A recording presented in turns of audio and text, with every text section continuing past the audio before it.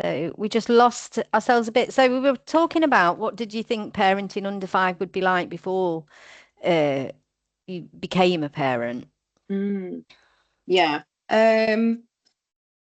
I really didn't have a clue. I didn't have any idea at all. I think I thought it would just be really cute, sat at home with a little tiny thing there, still carrying on the way that I had before, just had a little cute thing on my arm. And I honestly really had no clue.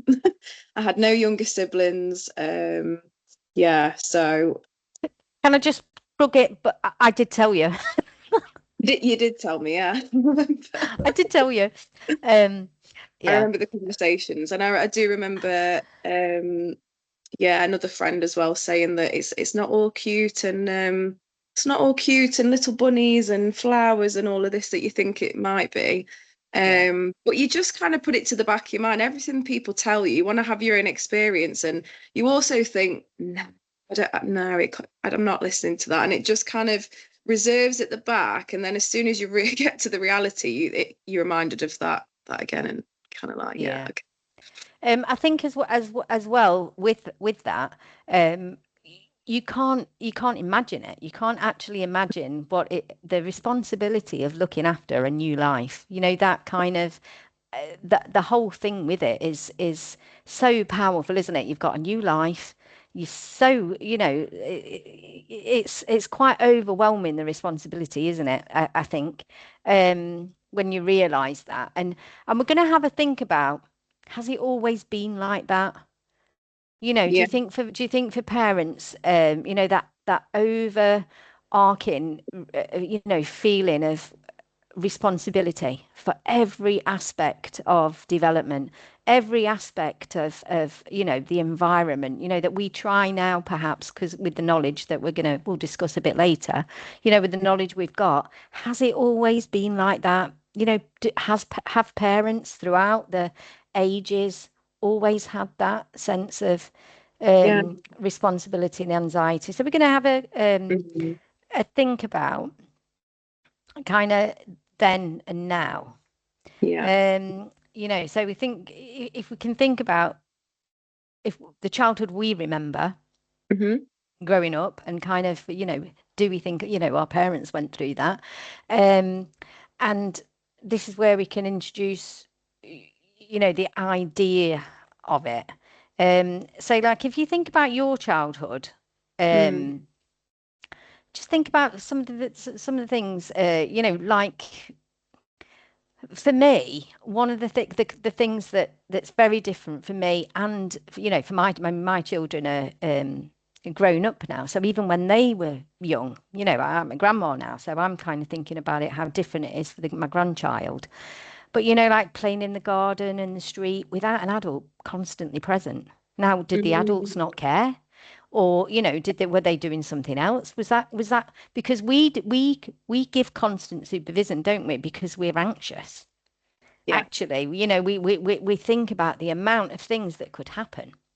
Yeah. So actually, if we think about, that's the reason we're doing it, Mm. perhaps the anxiety wasn't there as much for parents previously. Otherwise, they wouldn't have let us go out and play. They wouldn't let us just to go to somebody else's house and knock on the door. They wouldn't let Yeah. us watch whatever happened to be on the TV. They wouldn't care. My next door neighbour looked after us when we were little, when my mum and dad went out, and I think she must have been 16. Yeah. Um, looking after three young children. So just that kind of idea. So what was do you think was different? What kind of childhood can you remember? I just remember a lot of outside time. So playing with the children in the area, knowing where people lived, knowing their parents, being able to knock at their doors. And when I think back, it's like in my head, it felt like a younger age. I speak to my mum and she's like, "Oh no, you would have been 10 or something." But I'm sure it was younger, that we were on the street, we were playing. I mean, I used to wait for people to come back from places. So you'd go on the street, you'd knock at the door, they're not there, you'd sit outside on your bike or scooter, whatever, and you sit waiting, and you kind of had that. It was part of your day. You had to wait for things. You had to wait to call them on the house phone, and but it was very much outside play and then very independent play inside because parents didn't sit down and play toys with us. We just did that. I Yeah. don't remember either of my parents playing any toys, like playing games with us or whatever. Maybe board games every now and again, but you Yeah. don't. Yeah, wasn't really. You'd Family watch a family film time, a together. board game or something. Yeah, but day to Yeah, day. yeah, data. And sometimes I remember mum setting something up in the garden, and she'd say like, "Oh, the sun's out," so there'd be a little towel outside and a few little bits. And then I remember like a little potion making thing or a perfume Yeah. making thing. But that was left for me to do on my own outside. I think that's how I remember it anyway. And we just used to do the things in the garden, and our parents, I can't remember seeing my mum right next to me all the time, unless it's the evening where we'd sit down, we'd watch a film, and we'd have Yeah. snacks, you would have like chocolates and things together. And I don't know, that's kind of, I just remember it as me and my friends a lot of the time. It's me and the kids that I knew doing our own Yes. thing. That's my childhood. And the trees we'd climb and the areas we'd go to. And that's it. Yeah. Yeah. And I think that's one of the big differences, is that kind of lack of freedom that our children get. So you think about the under fives experience, now, like we might have gone to the park, or, I can remember playing outside.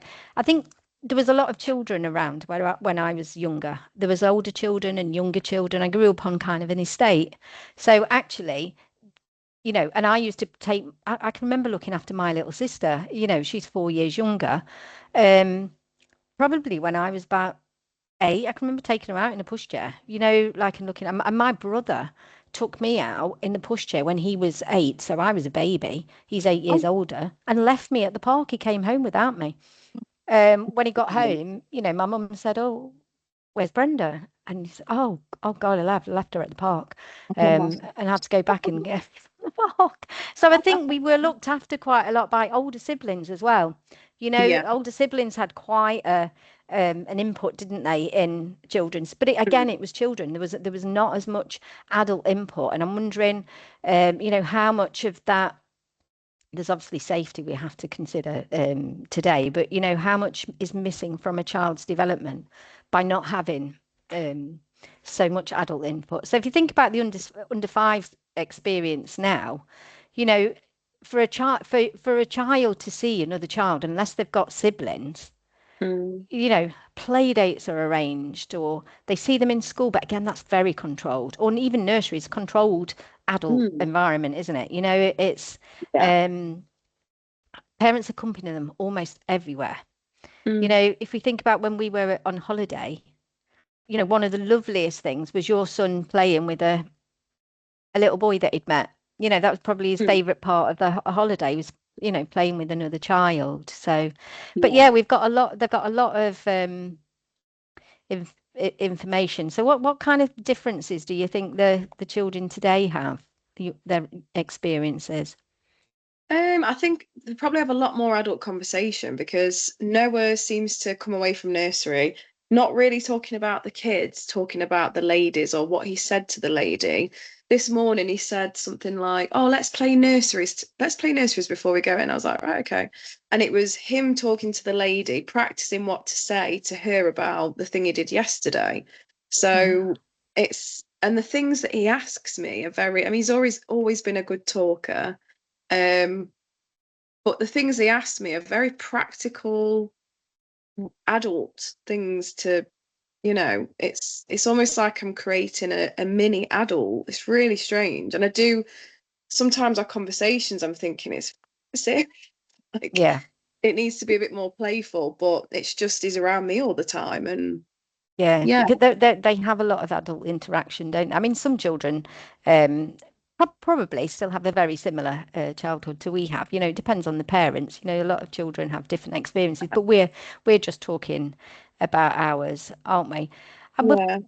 but, and it's not to say that it was worse in that. It was better then than it Mm, is now. In today's children is worse, because there's gains and losses, mm, um, isn't there? So it's kind of, yeah. and we've got a greater awareness of That's developmental what I was, differences, that's what I additional was going to needs. say. Yeah, it's almost like we feel all new parents now feel as if we've got more information. We're almost wiser because we have this all of them have this new knowledge without, like, I'm looking into neuroscience, which is seems far out, but all of the other parents, we feel as if we have more knowledge about boundaries and safety and like consent and things like that. All of those things make us feel like we're doing a good job because we're keeping them super safe, but we are losing that what we had as children. Yeah.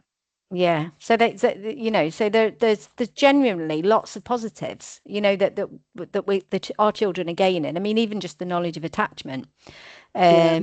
that an attunement and nervous system, like you say, but from so that that we've got a lot, but again, it's a lot to take in because it's new, it's new normal for the children growing up, and it's new normal for the parents um, Mm.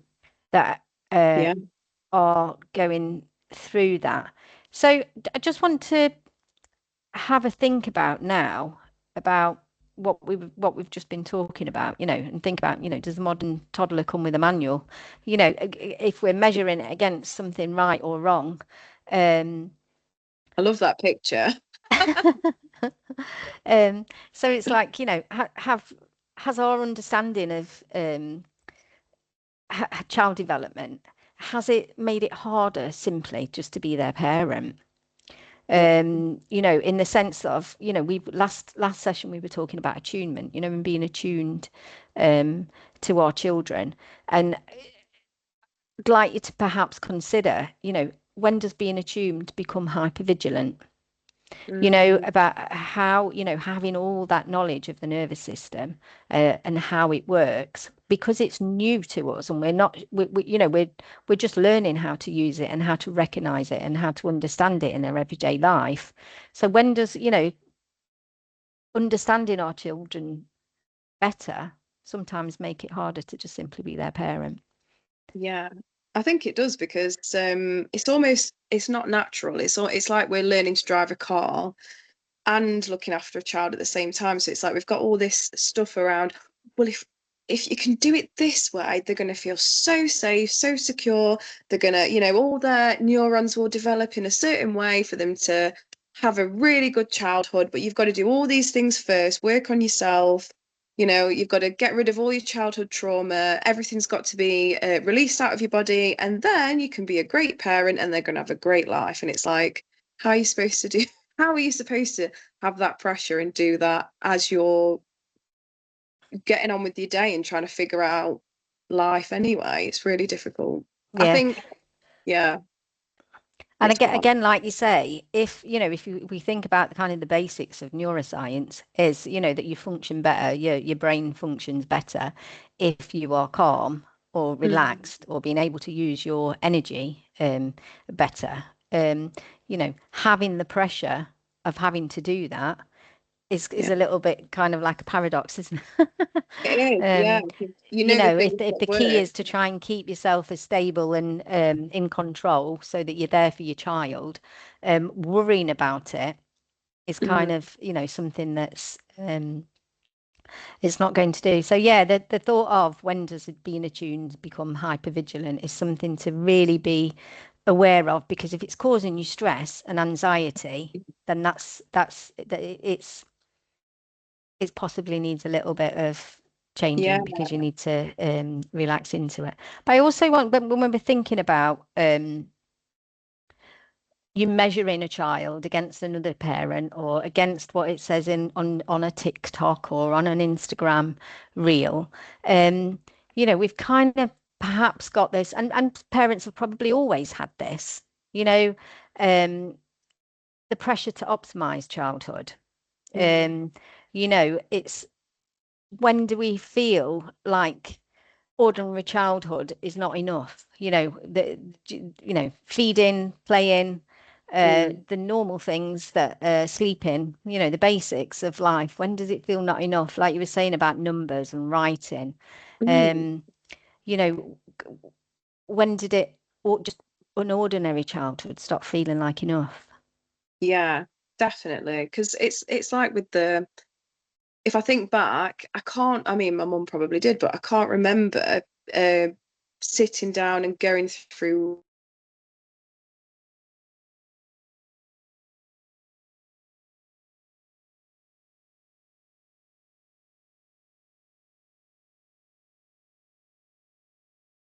It's gone off.